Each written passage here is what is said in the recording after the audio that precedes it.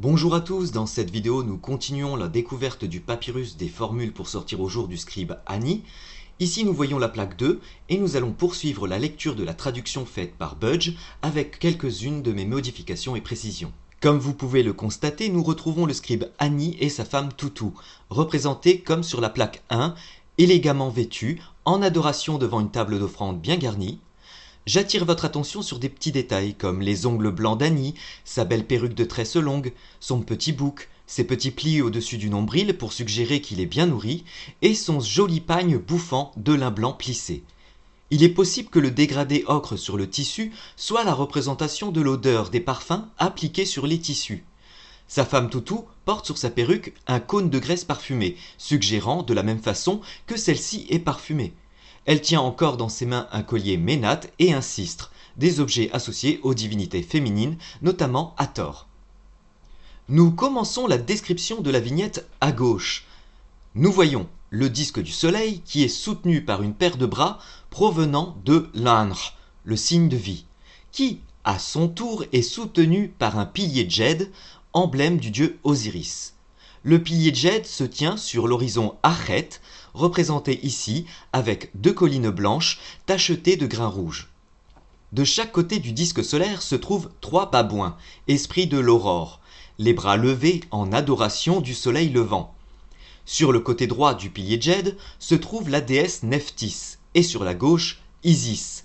Chaque déesse lève les mains en adoration du djed et sont agenouillées sur le signe de l'or Nébou, représenté par un collier.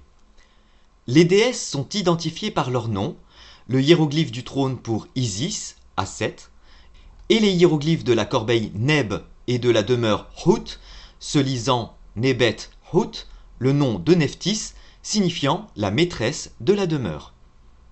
Au-dessus se trouve le ciel, Pet, la bande bleue un peu courbe avec des triangles aux extrémités. Cette vignette appartient à juste titre à l'hymne au soleil levant, dont le texte commence en haut à droite avec le titre écrit en rouge. Titre: Loué Osiris Wen-Néfer, le grand dieu au sein d'Abidjou, Abydos, roi de l'éternité, seigneur de l'éternité, qui traverse des millions d'années en son existence.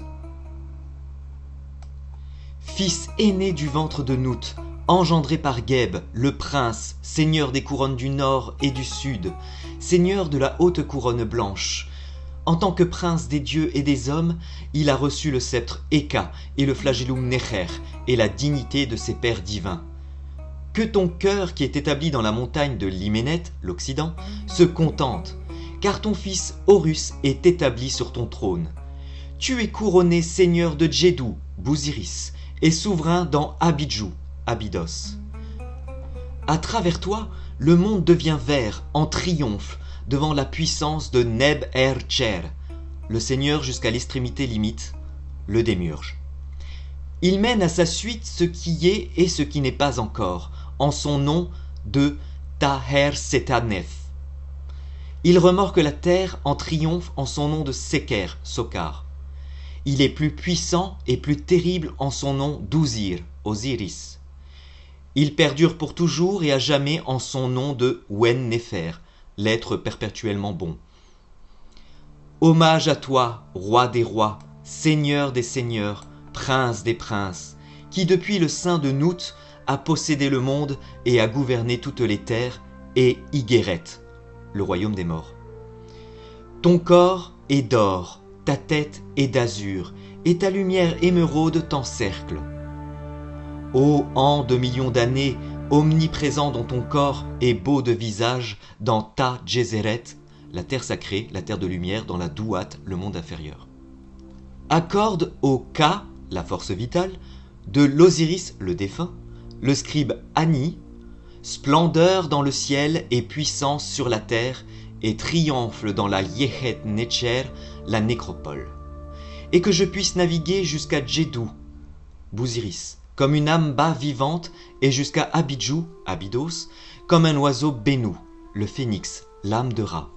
Et que je puisse entrer et sortir sans être refoulé aux portes de la Douat, l'au-delà. Qu'on me donne des pains dans la maison de la fraîcheur et des offrandes de nourriture à Younou, Héliopolis, et une ferme pour toujours dans les Sechet Haru, les champs des roseaux, les champs d'Yalou, avec du blé et de l'orge pour cela. Petite précision sur le dieu démiurge Neb-er-Cher. Ce nom signifie le seigneur jusqu'à l'extrême limite, et le caractère du dieu suggère que le mot limite fait référence au temps et à l'espace, et qu'il était en fait le dieu éternel de l'univers. On ne sait pas où et comment existait Neb-er-Cher, mais il semble qu'on croyait qu'il était une puissante toute puissante et invisible qui remplissait tout l'espace. Il semble également qu'il ait eu le désir de créer le monde et, pour ce faire, il a pris la forme du dieu Kheperi, le soleil, qui, du début à la fin, a été considéré comme le créateur par excellence parmi tous les dieux égyptiens. Lorsque cette transformation de Neb-er-Cher en Kheperi eut lieu, les cieux et la terre n'avaient pas été créés, mais il semble avoir existé une masse d'eau très vaste, ou océan-monde, appelée Noun, d'où la création est issue. Voilà, j'espère que cette petite vidéo vous a plu. N'hésitez pas à me mettre des commentaires ou mettre un petit pouce bleu pour avoir un retour. Sur ce, je vous laisse et je vous dis à la prochaine. Faites un jour heureux. Hotep!